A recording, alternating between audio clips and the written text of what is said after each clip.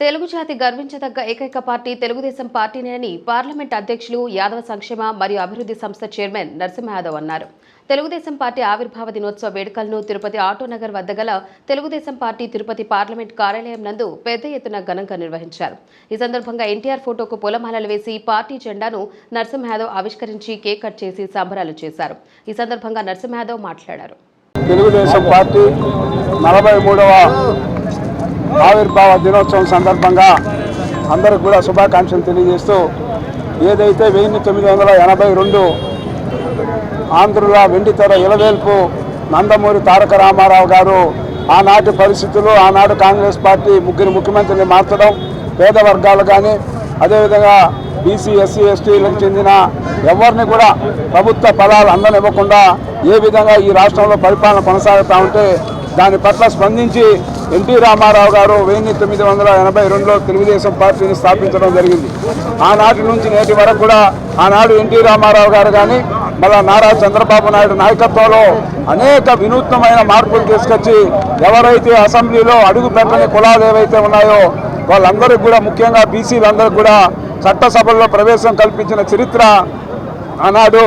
NT Ramarao Telugu Desam పార్టీకే చెందింది. ఈరోజు అటు ఉమ్మడి రాష్ట్రంలో, ఇటు తెలంగాణ, ఇటు ఆంధ్రప్రదేశ్లో చూస్తే అనేక మంది ఏదైతే తెలుగుదేశం పార్టీలో ఉండి అంచెలంచెలుగా ఎదిగారో వాళ్ళంతా కూడా ముఖ్యమంత్రులుగా, రాష్ట్ర మంత్రులుగా అనేక పదవులను కూడా అనుభవిస్తూ జడ్పీటీసీలు కానీ, మంత్రులు కానీ, ఎంపీటీసీలు కానీ, అదేవిధంగా మున్సిపల్ కార్పొరేషన్ చైర్మన్స్ కానీ ఈ విధంగా చెప్పుకుంటూ పోతే అనేక కులాలకు కూడా అవకాశాలు కల్పించి, రాజకీయంగా అవకాశాలు కల్పించిన చరిత్ర ఎన్టీ రామారావు, చంద్రబాబు నాయుడు గారికి దక్కుతుందని కూడా ఈ సందర్భంగా కూడా తెలియజేస్తూ, ఎన్టీ రామారావు బాటలో శ్రీ నారా చంద్రబాబు నాయుడు గారు తెలుగుదేశం పార్టీ జాతీయ అధ్యక్షులుగా అనేక పరిపాలన సంస్కరణలు తీసుకొచ్చి పరిపాలన ప్రజలకు చేరువ చేసిన చరిత్ర ఇటు ఎన్టీఆర్, చంద్రబాబు నాయుడు అని కూడా ఈ సందర్భంగా కూడా తెలియజేస్తూ, తిరుపతిలో ఎన్టీఆర్కి తిరుపతికి ఉన్న సంబంధం ఒకసారి ఈ సందర్భంగా కూడా నెప్పికి తెచ్చుకుంటూ ఏదైతే ఓల్డ్ ఎమ్మెల్యే క్వార్టర్స్లో పార్టీ జెండా ఆవిష్కరించి పార్టీ ప్రకటించిన మొట్టమొదటి బహిరంగ సభ ఏదైతే మన అర్బన్ హార్ట్లో ఏదైతే తిరుపతిలో ఇక్కడ సభలో ఏర్పాటు చేసి ఇక్కడ భారీ సభని ఇక్కడ ప్రసంగించిన చరిత్ర తిరుపతికి చెందుతుందని, ఆనాటి నుంచి ఈనాటి వరకు కూడా ఏ కార్యక్రమం చేపట్టినా తెలుగుదేశం తిరుపతి శ్రీవారి పాదాల చెంత నుంచే ప్రతి కార్యక్రమము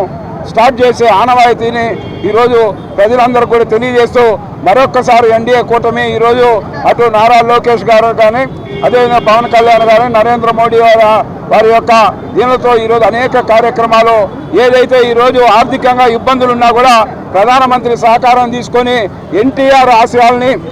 ప్రజల్లోకి తీసుకొస్తున్నందుకు ఈనాటి సందర్భంగా కూడా అందరికీ